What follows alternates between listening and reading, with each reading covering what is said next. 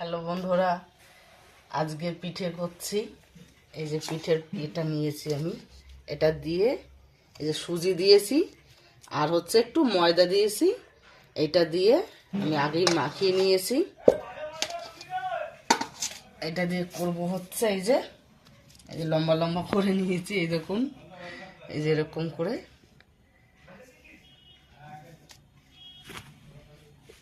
এই যে কটা আমি বানিয়েছি। এই যে এই দেখুন চুষি পিঠা। এই যে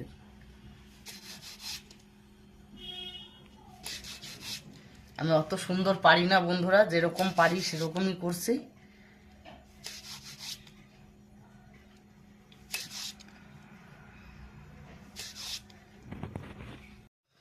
বন্ধুরা এই দেখুন হয়ে গেছে, চুষি পিঠাটা তৈরি করে নিয়েছি। এই যে আমার মেয়ে দেখুন কি করেছে, এই দেখুন গোল গোল করেছে। আবার এই যে দেখুন জিলাপি করেছে, এই দেখুন আবার এই যে গুজিয়া করেছে। 3-4 রকমের ও করেছে। এই পৌষ পার্বণ বলে বন্ধুরা করলাম, সবাইকে শুভ পৌষ পার্বণ আগাম জানিয়ে দিলাম। এবার তৈরি করব, আমি পরে দেখাচ্ছি। বন্ধুরা আমি এই যে এখন করবো, এই যে খেজুরের গুড় নিয়েছি আর এই যে দিয়ে দিচ্ছি। এই যে দুধ গরম হয়ে গেছে আমার, এই যে চষি পিঠাটা ছেড়ে দিচ্ছি।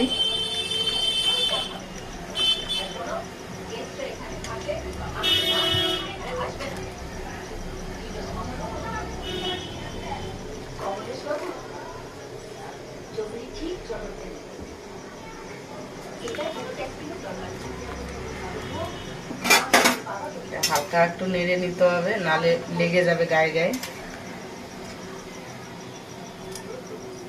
এটা যখন বন্ধুরা করবেন এরকম কিন্তু ময়দা বা চালের গুঁড়ো দিয়ে রাখবেন, নালে কিন্তু জড়িয়ে যাবে গায়ে গায়ে।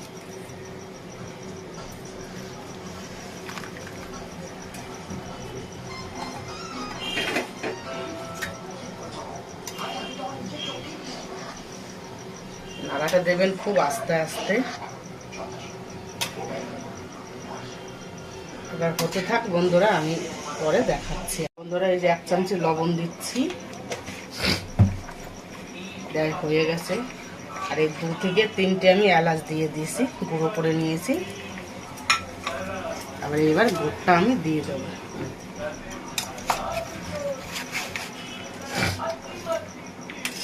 গুড়টা যখন দেবেন গ্যাসটা কমিয়ে নেবেন।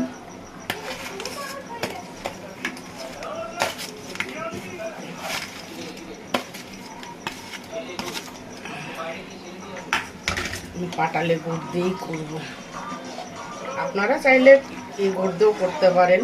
খেজুরের তো 2 রকম গুঁড়ো, একটা নুনের গুড় হয় আর একটা পাটালি হয়। অনেক লোকে চিনি দিয়েও করে, কিন্তু এখন তো শীতের টাইম, এই সময়টাই খেজুরের গুড়টা পাওয়া যায়।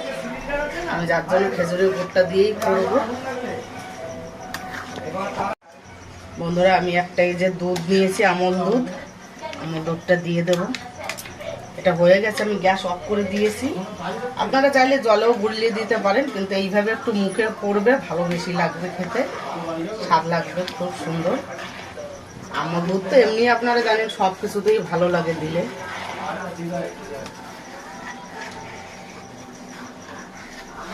এটা আরো ঘেটে যাবে। এবার আমি নামিয়ে দিচ্ছি। বন্ধুরা এই যে আমি নামিয়ে দিয়েছি, দেখতে পাচ্ছেন খুব সুন্দর লাগছে দেখতে।